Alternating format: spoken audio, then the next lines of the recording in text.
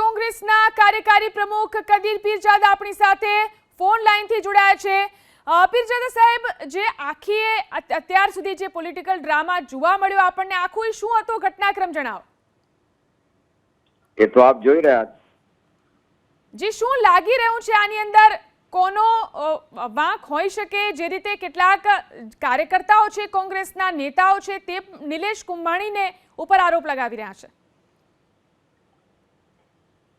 આમાં આને અમે ગઈકાલથી જોઈ રહ્યા છીએ। ગઈકાલે તો નિલેશ કુંભાણી અમારા પ્રમુખને મળવા આવ્યા એરપોર્ટ પર, ત્યાર પછી કમરેજ ગયા અને સ્ક્રુટિનીમાં ઘટના બની ત્યારે એકાએક કોંગ્રેસના કાર્યકર્તાઓને ખૂબ આંચકો લાગ્યો અને ત્યારથી અમે આ બધી વ્યવસ્થામાં અમે શોધખોળ કરી રહ્યા છીએ। અમારા તમામ નેતાઓ, અમારા લીગલ એડવાઇઝર, અમારા વકીલો, અમારા પ્રમુખ બધા ત્યાં આને માટે કાયદાકીય લડાઈ લડી રહ્યા છે।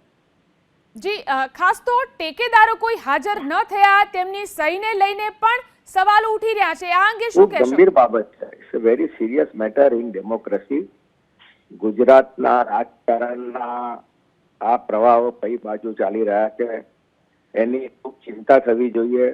પક્ષાપક્ષી ચૂંટણી, ઉમેદવારો, એ બધું તો ચૂંટણી પ્રક્રિયામાં, લોકતંત્રમાં એક ભાગ, પણ આવું થાય અને ઠેકેદારો ના આવે અને એના માટે ઉમેદવારે પોતે શું વ્યવસ્થા કરીને તમે તો નીચે સુધી ફોર્મ ભરવા ગયા છીએ એમની સાથે અને ઉપર એવું કહ્યું કે ભાઈ 5 જણા જઈ શકશે, તો પણ ત્યાં ઉમેદવારી ફોર્મ ભરવામાં હાજર હતો।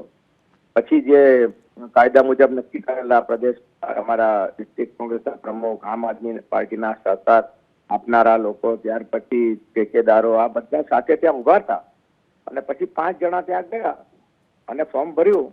અત્યાર સુધી તો વાત નથી આવી, એકાએક ઠેકેદારોની વાત આવી, એટલે કઈ કક્ષામાં આપણે ચાલી રહ્યા છીએ, ખૂબ ગંભીર બાબત। જી, આપ કાર્યકારી પ્રમુખ છો, કાર્યકર્તાઓની અંદર કેટલો રોષ છે આખા ઘટનાક્રમને લઈને? કાર્યકર્તાઓની અંદર ભારે રોષ છે। કાર્યકર્તાઓ ખૂબ નારાજ છે, કારણ કે અમે તો એમને ટિકિટ મળ્યા ત્યાર પછી તો કામે લાગી ગયા ને, કારણ કે એમની ટિકિટ તો પહેલા જાહેર થઈ, એમનું નામ તો, એટલે કોંગ્રેસના તમામ વિસ્તારોમાં કાર્યકર્તાઓ કામે લાગી ગયા, મિટિંગો થઈ ગઈ, મિટિંગો કરી કેવી રીતે વ્યવસ્થા કરવી અને આ ફોર્મનો પ્રોસિજર તો ચાલતો હતો, પણ ચૂંટણીનું તો કામ શરૂ થઈ ગયું એટલે કાર્યકર્તાઓને ભારે આંચકો, કાર્યકર્તાઓને જ નહીં પણ હું તો માનું છું કે તમામ મતદારોને આંચકો લાગ્યો છે। મતદાર મત કોઈને પણ આપે, પણ લોકતંત્રની અંદર સામસામે પક્ષો લડે છે અને એની તો આ લોકતંત્રમાં મજા છે।